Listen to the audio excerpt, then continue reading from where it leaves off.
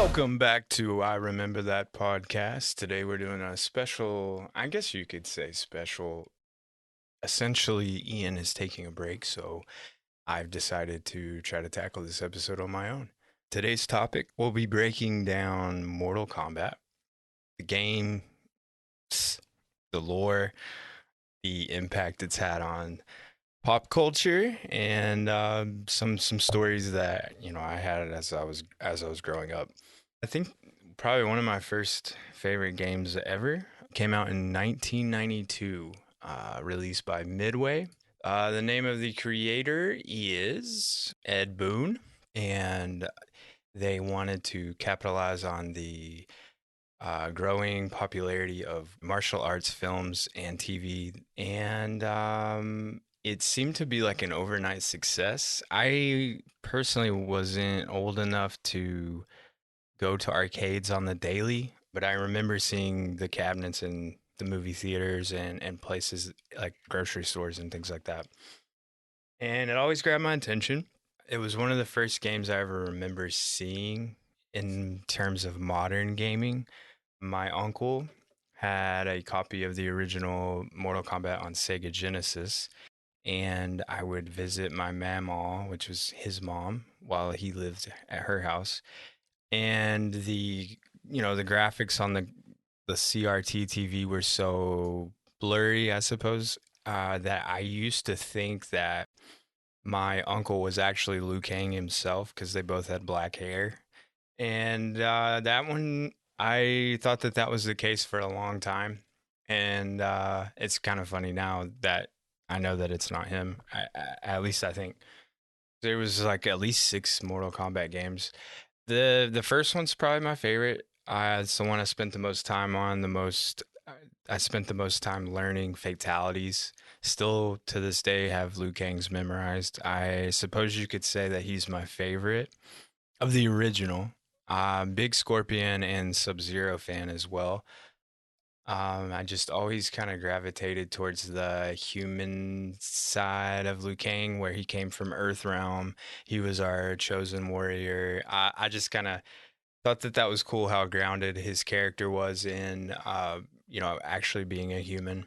Mortal Kombat 2, they found what they had. They were like, oh, we have gold here with Mortal Kombat 1. Let's not change it up too much, but let's try to expand and keep this going. And I thought they did well with the expansion of so many new characters. They added, I think it was in the third one, they added where you could uppercut somebody into another map. Thought that was genius. And then I also felt like each game, the speed of play increased as well, to the point where I can remember pretty much mastering Mortal Kombat, the first one, as a kid. And then when two or three came out, I had my mom rent it, and I can remember it was like gray concrete, and then there was like this trail of green acid. It's Baraka, the guy with the metal blades in his hand. I think he's from Outworld, if you're familiar with the lore. And I can remember him as quick as lightning, just railing me with combos. And then at the very end of his combo, he uppercutted me, and I went right into the acid, and up came my bones. And I can remember that that scared me to death. I was a huge Mortal Kombat fan, was not scared of all of that, but I was beaten by the computer so bad that I didn't play another match, and I think it took quite a while until I got back into those newer Mortal Kombats. Speaking of new, I can't believe that they're in this day and age still coming out. I like the changes they've made. I think the graphics look amazing. The addition of DLC characters such as the Terminator and the Joker and things like that are really cool. Even the crossover with DC, that was a really cool game. I think that they've kind of lost the arcade aspect of the like from the very first couple games, And I do miss that. It was just grittier and more simplified.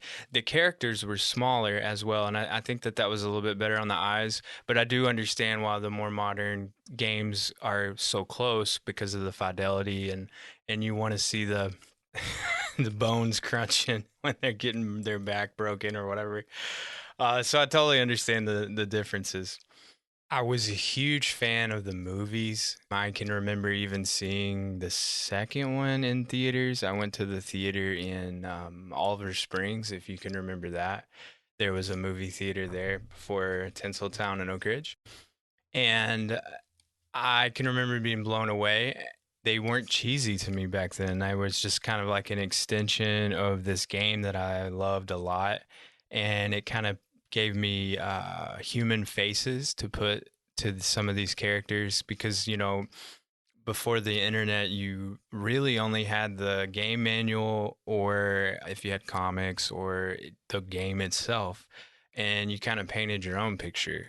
But with these movies, even if they were cheesy and I'll air quote bad, they still gave me as a kid a chance to escape and kind of draw my own conclusions for each character that was in the movie.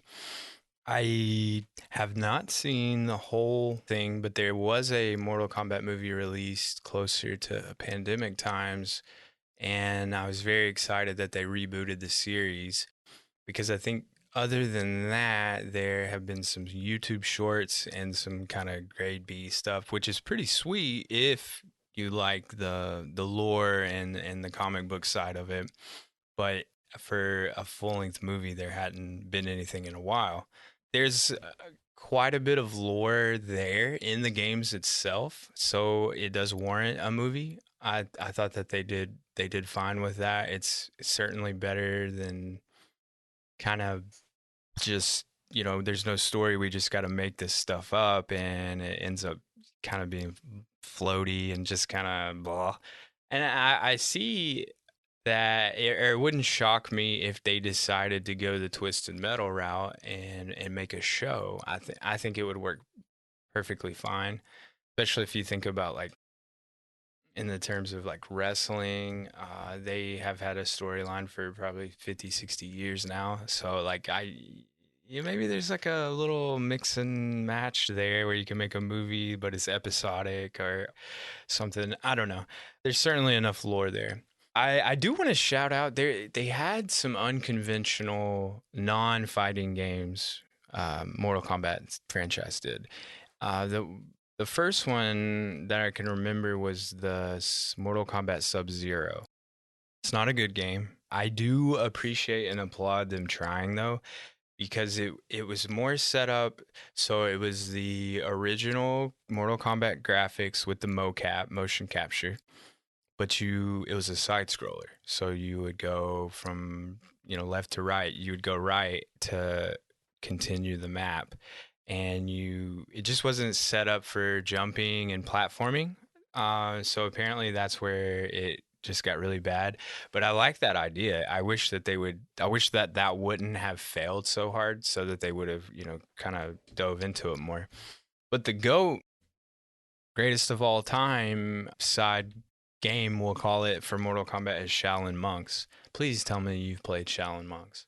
This game is a co-op RPG style Mortal Kombat game where you're in rooms and the characters are about the size of Diablo characters if you played those games. And so they're smaller, and you start out with minimal combos and you gain experience and level up and get better combos.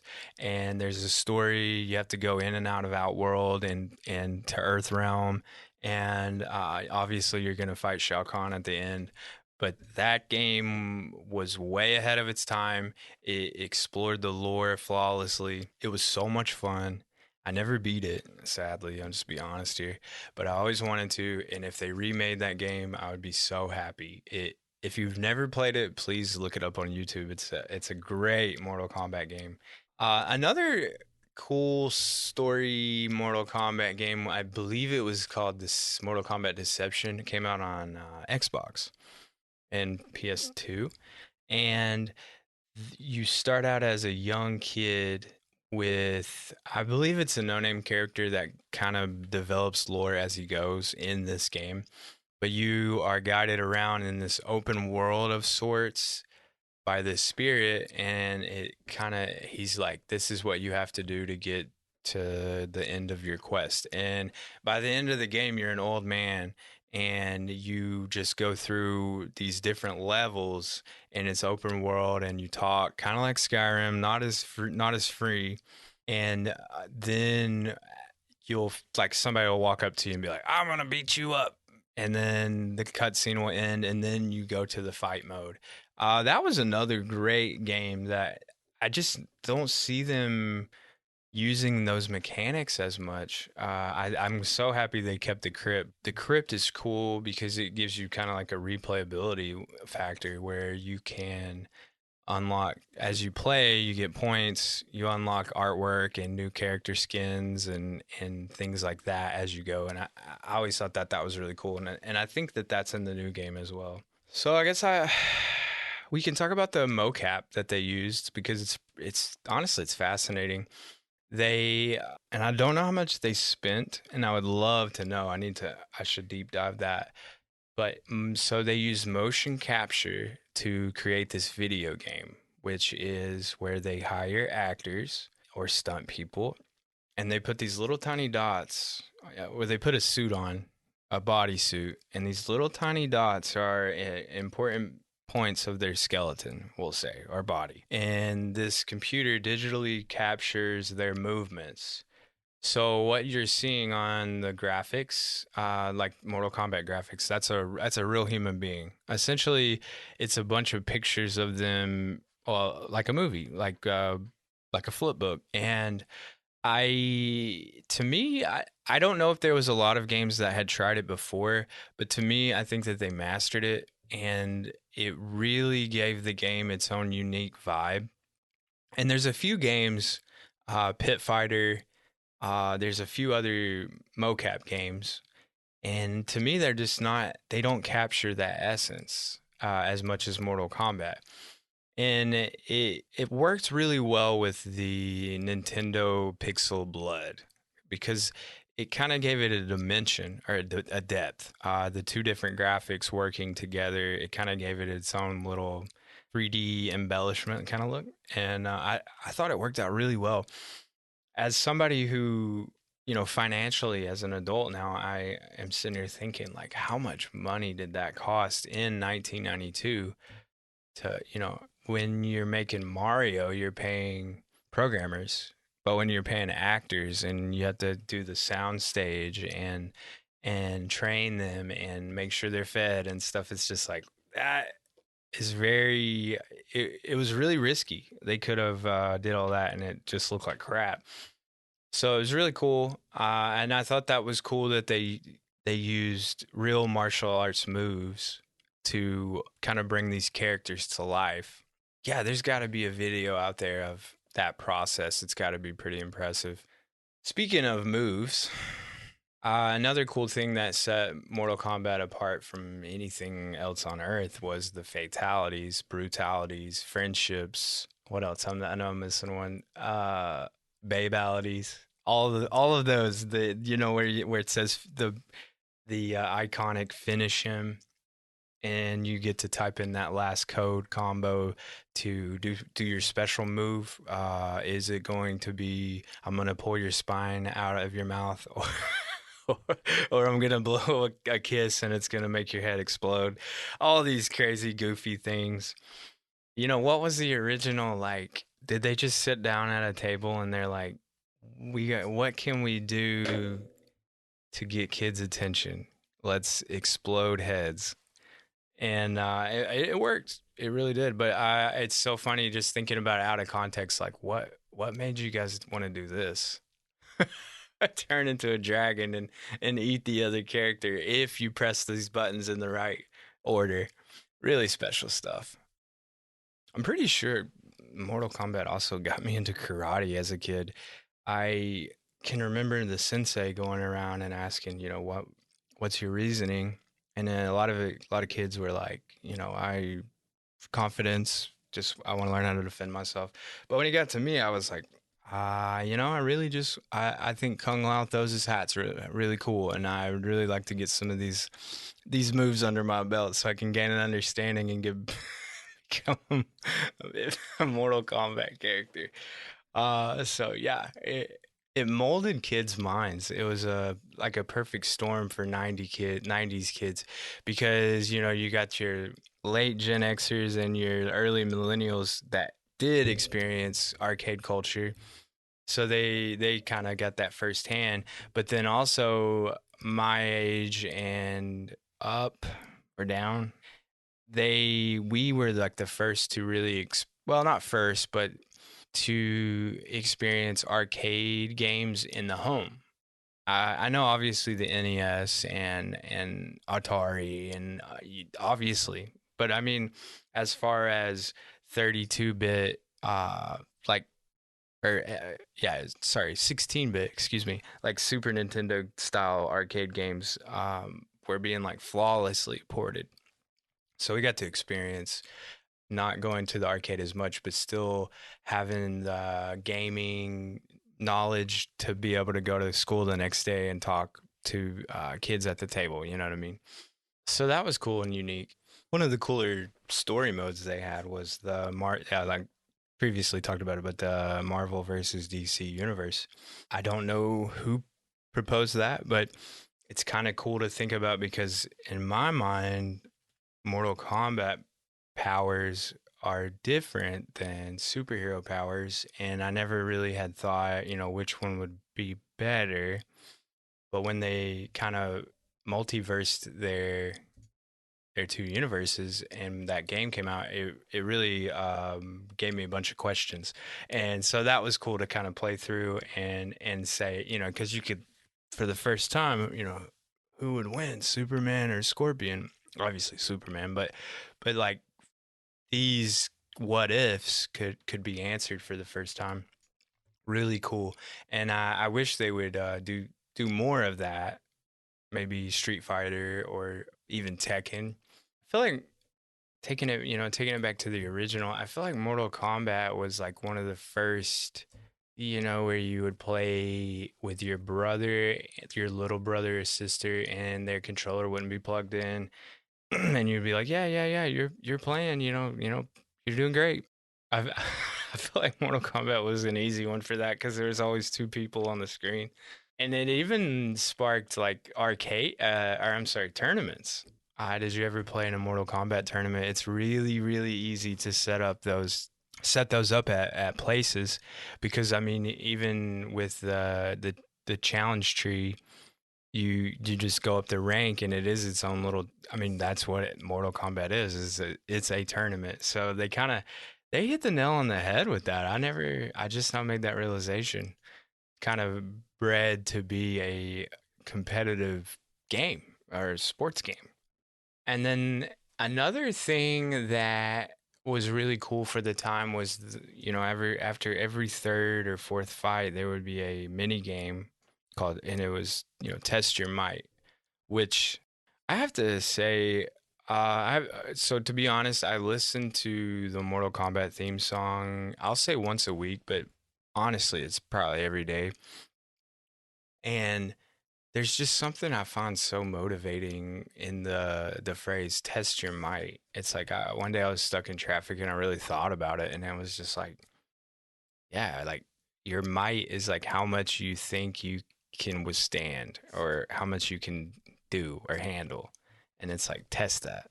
Let's test it. Let's test and see how much further I can push it. And it's like, that's pretty sweet. That's motivational. And then, of course, when the kid or whoever yells Mortal Kombat, you're like, yes, let's go.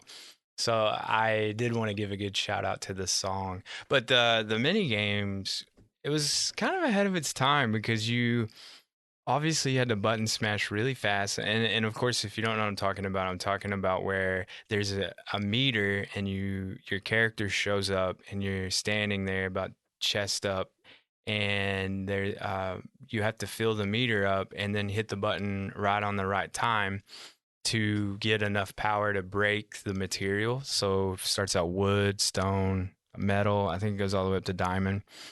And the line that you have to hit gets higher and higher and higher.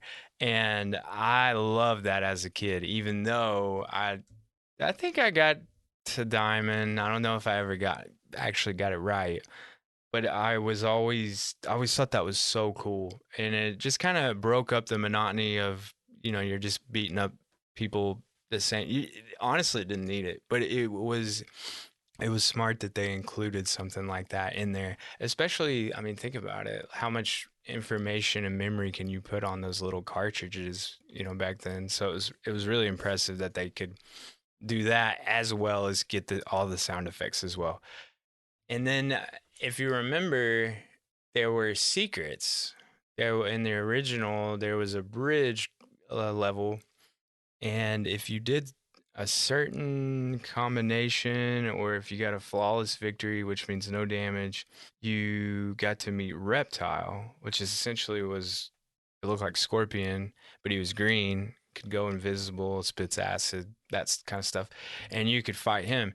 And with the internet, obviously I could look it up on Google and show you proof in 2 seconds. But back in the day, we just had like gossip, really. So it was really one of those things where people were like, "Nah, it's not real," or "Nah, there's no way you can't do that," and you can. It's a real thing. And there's also another character called Noob Saibot. That's the same way, and it's just really cool that they had the foresight to kind of sneak these bonus characters in, and especially back before game guides and or internet game guides, I'll say. And that kind of brings up just how many characters Mortal Kombat has. It's almost like Pokemon, and there are characters that are integral and always take out Shao Kahn, or there's characters that you only see once. Bo Rai Cho, one of my favorites, the Drunken Master. Where have you been?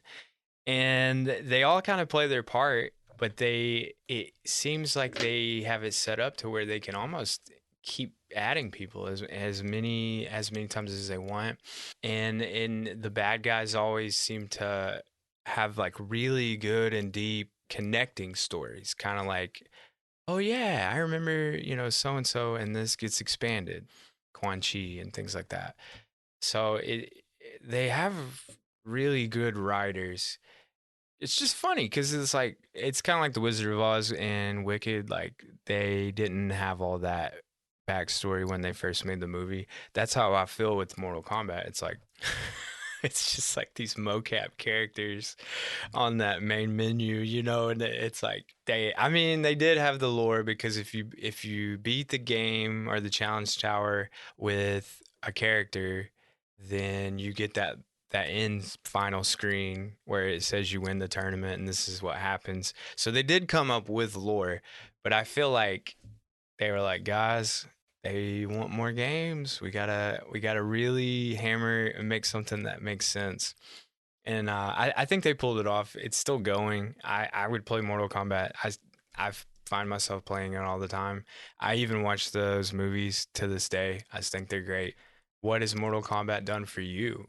Is there a special Mortal Kombat or a specific Mortal Kombat that you like? Did you like when they went 3D in 64? These are things that I think about when I think about Mortal Kombat because it's very special to me. Hope they make more movies. I hope they continue to make more games. There is a mod out there on PC where the creator has taken the engine of Mortal Kombat 3 and added in like hundreds of characters. And I'm talking like Freddy Krueger, John Wick, Jackie Chan, I don't know, all these people, and gives them move sets, but in the graphics of like the mocap graphics of Mortal Kombat 1, 2, and 3. And I haven't tried it yet, but I do watch the gameplay on it, and it's pretty sweet. So if you're looking for a Mortal Kombat fix that isn't the PS5 new engine, you should probably check that out. And Mortal Kombat is alive and well today. It was very important, almost groundbreaking. The blood and stuff scared our parents, but I don't think it really messed us up too bad.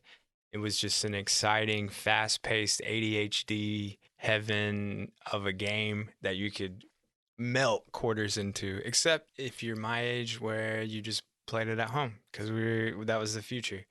But Mortal Kombat is special, and I definitely remember it. I hope that you guys remember it. I'm sure you remember something about it. And if you don't, go to an arcade because I guarantee you there's at least one of those cabinets there. But I appreciate you listening, and hopefully we get this figured out with the Ian thing. And I apologize for this episode being a little bit shorter. I just kind of wanted to test out this doing it alone thing to see how it was. And if it doesn't work, if you guys write back and tell me that this is the worst thing that you've ever heard, we can find some guests or take a break and come back with a new format. No big deal. But either way, I always appreciate you guys listening. I think we're at 300 listens. That's crazy because I did not expect that at all. I thought we would be chugging along to 100, and very, very blessed. Thank you guys for listening. And hope you guys have a great day. Enjoy your weekend or your drive to work, wherever, whenever